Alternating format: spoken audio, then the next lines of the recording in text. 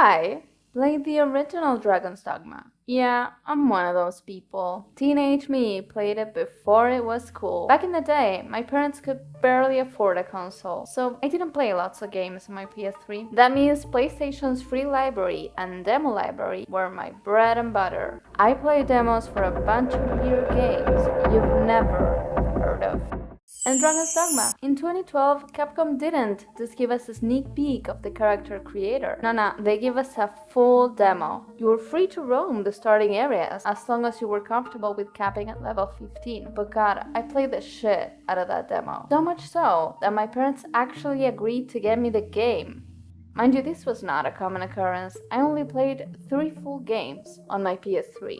Infamous 2, GTA 5, and Dragon's Dogma. When I actually got the game, I played it for a day straight. I wouldn't let anyone near my family's living room TV for 24 hours because I was the reason ate that game up and faced the dragon on like day 2 after getting the game. The dragon comes in like, will you sacrifice your loved one? And I was like, love? Wait, there's romance in this game? Items vendor guy, Fornival, comes running out of nowhere.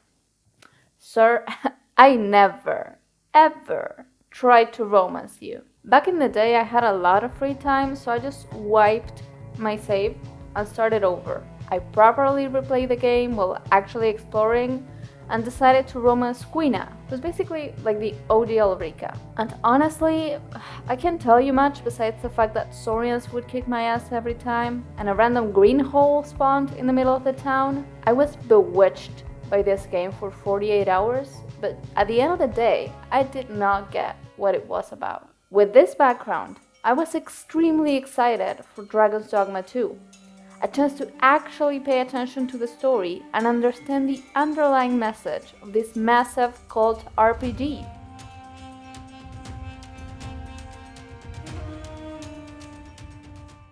Exploring the world for the first, 20 hours kind of feels like, have we met before? Just so you know what I'm talking about, this is what the Dragon's Dogma 1 map looks like. If I place that over the Dragon's Dogma 2 map, they're pretty much the same. Though I'm more than happy to relive my adventures as a teenage artisan, I was actually hoping for a bigger, new Okay. Batal and the volcanic islands are completely new areas you get to visit in the mid to late game. They look and feel completely different combat-wise, but they have basically the same enemy types, just with different colors. Look, combat is rarely my favorite part of video games. I usually just get through it so I can explore the world or watch another cutscene, which makes me wonder, am I a gamer or do I just want to watch a movie? I don't know. But with Dragon's Dogma 2, a game that thrives on its exploration and combat design, it's something I can't just overlook. As I'm sure you've heard, this game's fast traveling system is a pain in the butt. If you're expecting the commodity of Final Fantasy VII Rebirth's Chocobo stuff, you should just turn around and leave now.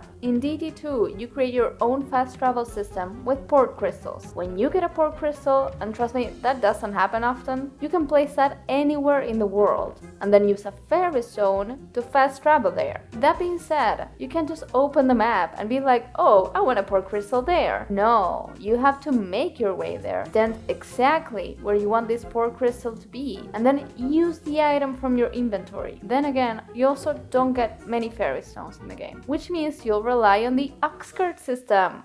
Cart's bound for the checkpoint. I'll need to see some coin before I let you on. The Oxcart system absolutely sucks. There's no excuse for this system to be so awful. You can't get an Oxcart to go from city A to city B. But for some inexplicable reason, you need to ring this bell to get on the Oxcart.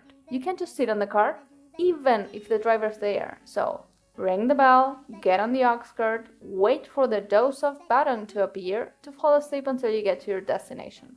Oh, you were attacked by an ogre. Alright, let's take him down, no problem. You're pretty over level for this area anyway. They broke the cart? Oh no, you just have to walk now. I wouldn't mind if the Oxcart got interrupted once or twice every few hours, but this happens almost every time, to the point that I'm genuinely shocked when I safely get to the destination that I paid for. It's absolutely inconvenient, but that convenience is sacrificed to favor something that we gamers as a collective have forgotten about: mindful exploration. How many times have you caught yourself sprinting to your destination, looking at the minimap, without stopping to take in your surroundings? Hey, I'm guilty as charged. I've done it too. Dragon's Dogma 2 forces you to take on expeditions with 3 other brainless pawns so you can experience the joy of finding a rare treasure, rippling fear of running into a drake beckoning you to challenge it in the early game, and the absurdity of falling from cliffs over and over and over. Excellent. Just what I was hoping for.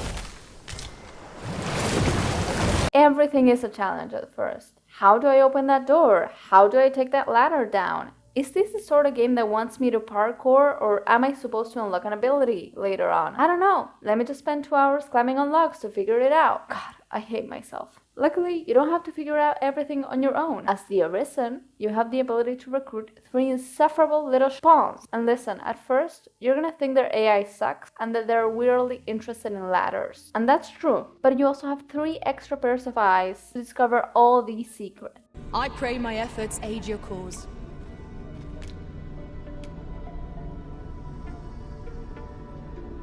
You have been promoted. You are now one of my elite employees. They can catch you when you fall, they can open treasures even if you fall. I need somebody help, not just anybody help. You know I need someone. And they'll even warn you that if you keep walking like that, you'll fall. Do watch where you're going.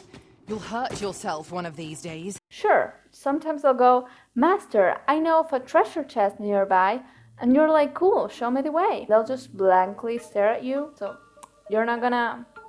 Wait, am I the treasure? Or sometimes they'll be guiding you toward an objective, and you stop for a second to pick up some flowers, and they'll go, oh, have a different destination in mind, Arisen? No, Vivian, I'm just picking up some goddamn flowers for my soft elf boy. They're far from perfect, but if it weren't for them, I would have dropped the game the first time I got crushed by a minotaur. Combat in Dragon's Dogma 2 is tough.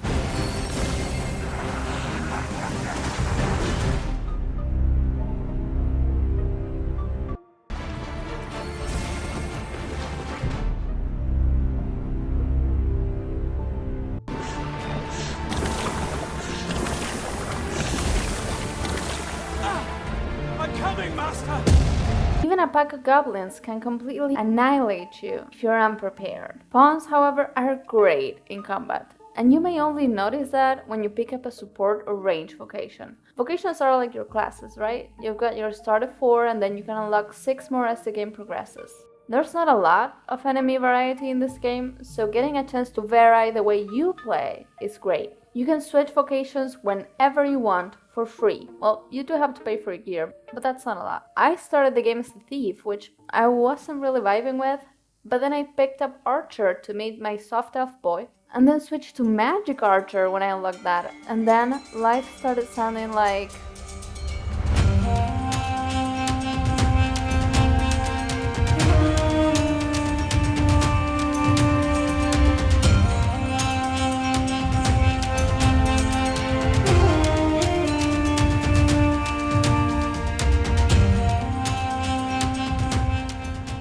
The non-standard classes, like Magic Archer, Mystic Spear's Hand, Trickster, even Sorcerer, they're insanely creative and fun to play. The team really took their chances in designing these vocations and making them feel unique to this game. All these elements come together to create a sense of adventure that is the highlight of Dragon's Dogma 2. You may just be on the way to reach the next NPC and then you face a minotaur. This takes you off the road and suddenly you see a path leading up to a mountain. A few moments later. And you follow it, only to find yourself glancing down at Drake having an encounter with a cyclops. My god, let's tiptoe our way out of this situation. A few inches later. Wait, what's that fog? 2 hours later. Oh my god, help! I'm scared. 1 eternity later. Yeah, we did it, guys. We beat the thing. Wait, wasn't it going somewhere? Dragon's Dogma 2 isn't about the destination. Trust me, you're not gonna enjoy the game if you don't let yourself get carried away. Get lost in the woods and forget what the heck is going on with the realm The Arisen, the fake Arisen, and the underwater Arisen. Who cares? It's not about who can take on the dragon faster. It's about the journey to get there. But channeling that state of mind can be tough. And there's no denying that this game is frustrating, especially when you start tackling the side quests. The side quests in this game are extremely demanding and unrewarding. Would you be persuaded to bring me to a griffin? This guy asks you to take on a griffin for a long while because he wants to sculpt it. He wants to take his time. There are two ways to go around it, okay? You either take on the griffin directly, get a meat sculpture, and then the sculpture gets in turn mid-reviews. Or you figure out where a Medusa lives, head there with a melee focused vocation, not only beat it, but also decapitate it, then quickly take the head to the griffin area, use the head while fighting the griffin to petrify it, and help the sculptor get his groove back, basically. That sounds like a lot. Wait until you read the fine print. I decapitated Medusa on the last blow. I directly made my way from the southwest corner of the map to the northeast corner of the map. I get there at night, and the quest is unavailable because clearly the dude can't see without light. I go to sleep at a nearby camp, wake up, and All that work and what did it get me? you know what? Fuck it. I'm just gonna fight the griffin regularly. How bad can the outcome be? I can't always take a completionist approach to everything. Sometimes you just have to enjoy things in life, right? My word! It would appear I overestimated your ability. How dare you claim my gold for a clumsy attempt such as this? But let's just say you ignore side content. You focus only on the main story. Well, after playing for about 20 hours, or 40, depending on which type of player you are, you wander off to Batal and meet Nadina, a character that's on the cover of the game, so she must be important, right? 5 seconds after you meet her, her life is in imminent danger. You must find an assassin that matches the description in 2 minutes, or else we'll lose her forever. Arisen. Arisen, who's the assassin? Read the description. Which of these guys matches that? She's dead. Forever lost. The main character, who's on the cover of the game, just died because I took too long to make up my mind on who the culprit is. Well, you know me. I'm about to wipe 24 hours of progress just to save this bitch. Because what if I get locked out of important content? I mean, she's the main character. To spare you the heartache, I'll just tell you, she's not worth it. No hate to Nadina herself, but no NPC is worth wiping 24 hours of progress in this game. It's absolutely irrelevant to the main story, and since romance is basically non-existent in this game, there's no reason why you should sacrifice your time to save her.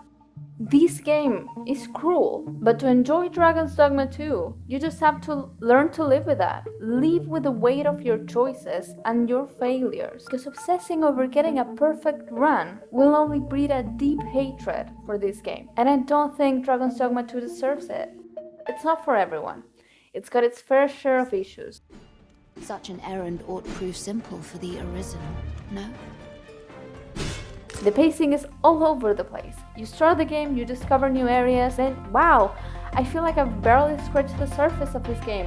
And suddenly the game's like, nah, that's actually it. And if I show you what's under the rug, yeah, pawns aren't always clever. There's a lack of enemy variation. I mean, you fight Saurians from beginning to end. If you're watching this and thinking, oh, well, why the fuck is Dragon's Dogma 2 getting straight 10s from everyone? What did Capcom put on their media kits? To answer that, I'm actually gonna show you a clip from a TV show.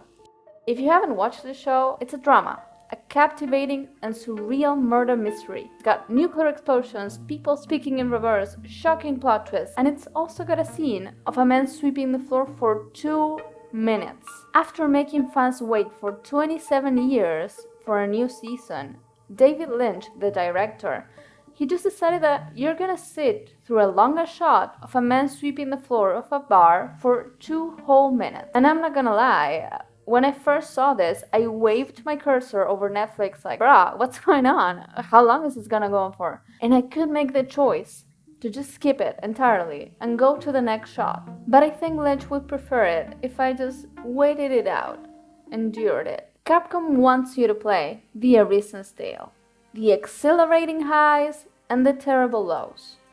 Think about it. What do I want to skip the broom scene for? What do I want to fast travel to the next quest objective for? To face the dragon sooner? To mark it off my list? Trust me, that's not gonna make the game satisfying. You'll get to that cookie cutter Wizard of Oz-like ending, and you won't feel any sort of satisfaction, because the goal wasn't to dethrone the fake Arisen, to expose the lies of the Regent Queen, to save Nadina, or to help the sculptor with his sculptor's block.